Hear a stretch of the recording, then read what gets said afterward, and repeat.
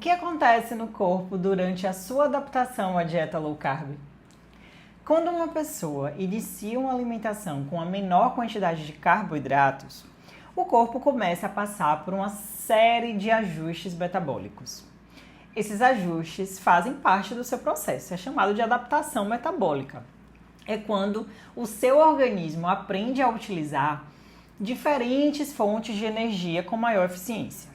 Nos primeiros dias dessa redução de carboidrato, o corpo ainda está se acostumando a utilizar, principalmente que a gente já utilizava só glicose, agora vai utilizar a gordura. E por isso, primeiro ele recorre ao glicogênio para tentar usar glicose, então de fígado, de músculos. E essas reservas elas são limitadas. Então elas se esgotam relativamente rápido. E quando o seu carboidrato da dieta diminui, rapidinho isso acontece. E à medida que esse glicogênio é utilizado, o seu corpo começa a aumentar gradualmente a mobilização da sua gordura como fonte de energia.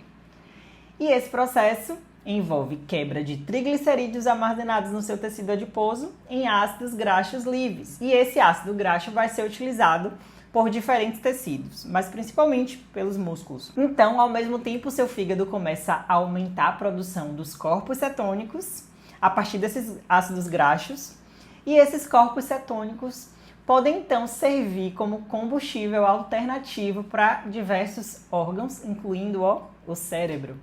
E durante esse período de adaptação inicial, algumas pessoas podem sentir alguns sintomas que são temporários, como, por exemplo, cansaço, dor de cabeça, sensação de menor disposição. E esses sintomas geralmente estão relacionados com as alterações de equilíbrio de líquidos e de eletrólitos, né, que a gente falou sobre os minerais na aula passada.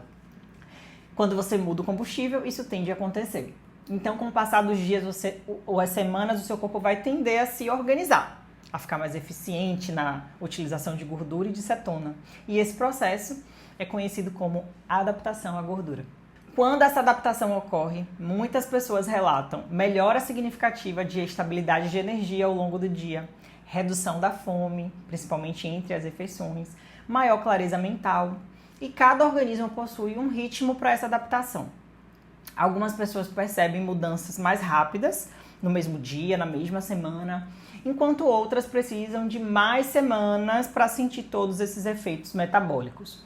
É importante, então, compreender que esse período faz parte de um processo natural de ajuste do organismo. Então, tenha paciência. Demora um pouco em algumas pessoas, mas acontece.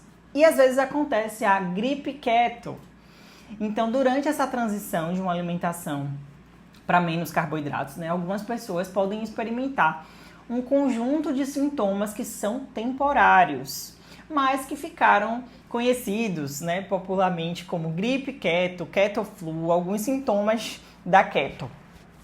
Esse termo ele não se refere a uma doença real, tá? Mas sim a um conjunto de sensações que podem surgir quando o seu corpo ainda está se adaptando a esse novo padrão metabólico. Entre esses sintomas, os mais relatados são dores de cabeça, sensação de fadiga, cansaço, irritabilidade, alguns casos leve tontura ou sintomas parecidos com a gripe mesmo. Esses sintomas podem ocorrer principalmente nos primeiros dias dessa redução mais significativa dos carboidratos.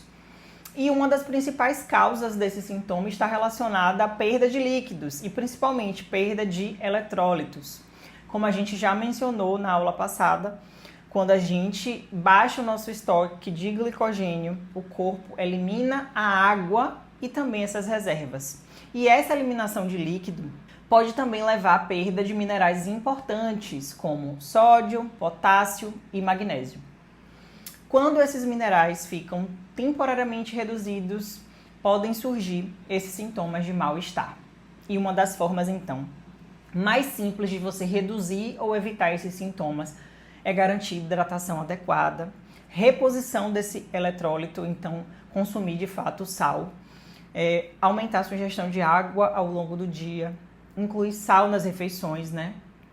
No ovo, na carne, realmente ter uma alimentação mais nutritiva durante esse processo.